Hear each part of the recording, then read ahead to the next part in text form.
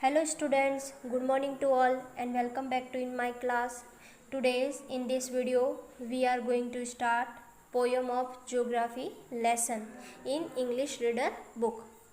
आज हम इस वीडियो के अंदर ज्योग्राफी लेसन की पोयम को हम पढ़ेंगे और ज्योग्राफी लेसन का मतलब होता है भूगोल का पाठ। इस पोयम के स्टेंजास को देखने से पहले हम बिफोर यू रीड करेंगे। Now can you imagine what your city would look like if you show it from 10,000 feet above the ground. इसका मतलब ये हुआ स्टूडेंट कि क्या आप इमेजिन कर सकते हैं, क्या आप कल्पना कर सकते हैं कि आपका शहर कैसा दिखेगा अगर आप इसे ज़मीन से 10,000 फीट की ऊंचाई से देखें तो। Neatly plan and perfect in proportion like a geometric design. Neatly plan इसका मतलब होता है बहुत ही सुव्यवस्थित तरीके से, और perfect in proportion like a geometric design, और ज्योमेट्रिक डिज़ाइन की तरह इसका प्रोपोर्शन बिल्कुल परफेक्ट होगा। ज्योमेट्री का हम जैसे स्केल करते हैं ना, किसी लेंथ उसकी लेंथ को फाइंड करते हैं और उसकी हाइट को देखते हैं, तो उसी तरीके से यहाँ पे ज्योमेट्रिक डिज़ाइन की तरह प्रोपोर्शन जो है वो बिल्कुल परफेक्ट होगा। It would strike you as something very fine from what it actually is while you are in the thick of it।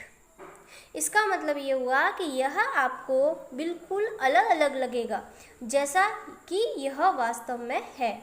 अगर हम जैसे कि हम 10,000 फीट की ऊंचाई से देखेंगे तो और कुछ नज़ारा दिखेगा, और अगर हम बीच में से उसे देखेंगे तो और कुछ हमें दिखाई देगा।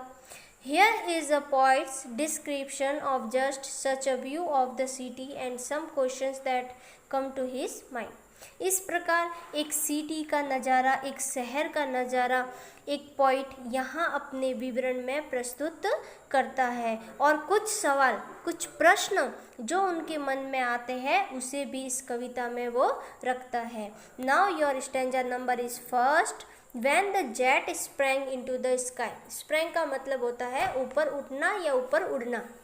जब जेट विमान आसमान में ऊपर उठता है, It was clear why the city had developed the way it had। तो यह स्पष्ट हो जाता है कि नगर इस प्रकार कैसे विकसित हुआ। Seeing it scaled 6 inches to the mill, there seemed in inevitability about what on ground had looked haphazard। यहाँ तक की जो लाइन है उनको हम पहले समझेंगे।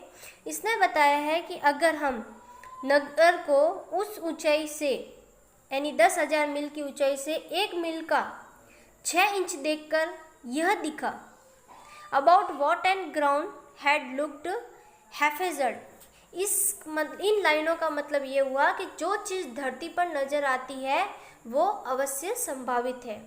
जो चीज़ धरती पर हमें दिखाई देती है, जिस तरीके से इस नगर का विकास हुआ है उसे वैसा ही होना था, क्योंकि जैसे जैसे लोग आते गए वो अपनी आवश्यकता के अनुसार उसे उसी तरह बनाते गए।